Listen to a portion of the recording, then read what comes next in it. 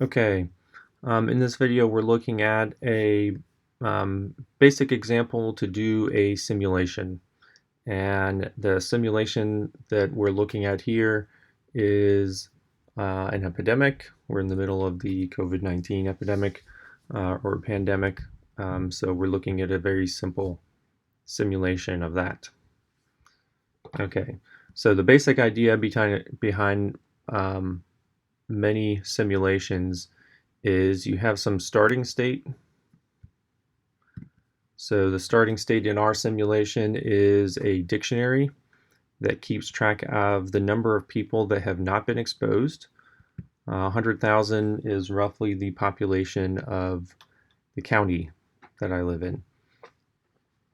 So initially, let's say that there's nobody exposed. Number of people that are currently contagious.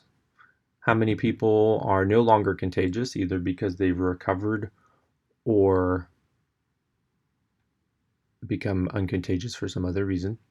The infection rate, so on average, how many people will become infected by each contagious person. And I'm going to think of running this 1 week at a time. Okay, so I have some state. I'm going to start with one contagious person, have some infection rate, and then the basic idea is I'm going to compute a new state based on the previous one.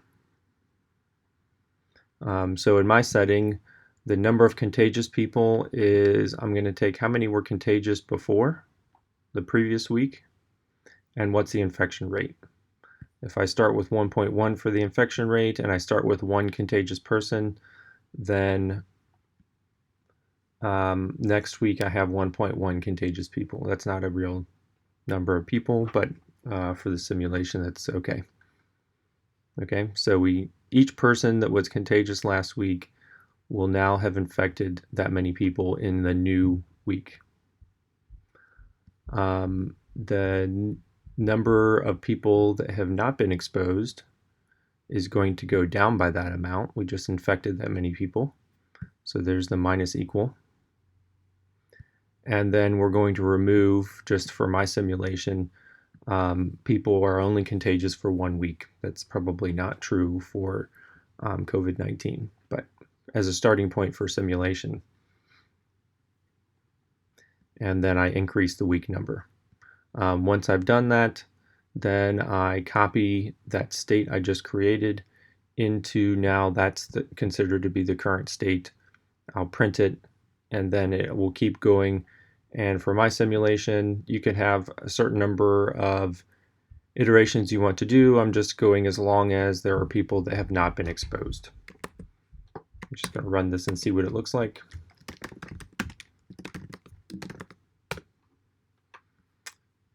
Let's make this the whole screen and go up. Okay, so we have the number of contagious people. After the first week, it's 1.1, and then each time it sort of gets multiplied by 1.1, and the number of people removed is we remove those people from the previous week. Okay, and it takes, with an infection rate of 1.1, then it takes 96 weeks for everyone to have become exposed. All right, so this is a simple model of the spread of disease if there's no mitigation factors, and there's lots of other factors that are not included here, but it's just simply exponential growth. But with this, we could play with the parameters. Let's see. So I can start with an infection rate of 2 and see how many weeks does it now take. Make a guess, perhaps. With an infection rate of 1.1, it took 96 weeks for everyone to be exposed. Now with an infection rate of 2, it's only 16 weeks. If we're lucky enough to get an infection rate less than 1, then that would be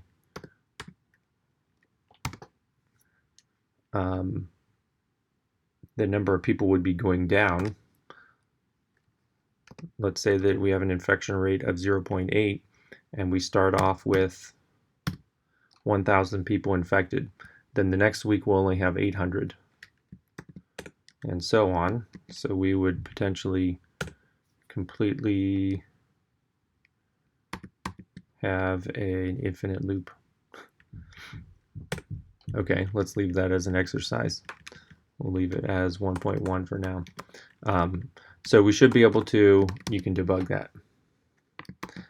We should be able to, if we start with a large number of contagious people, an infection rate that's smaller than 1, then how many weeks until there's nobody infected? Because each week it would get smaller if this is less than 1. Okay, so this is an example of a simulation. You might simulate other things, or you might improve this simulation or ask questions about this simulation.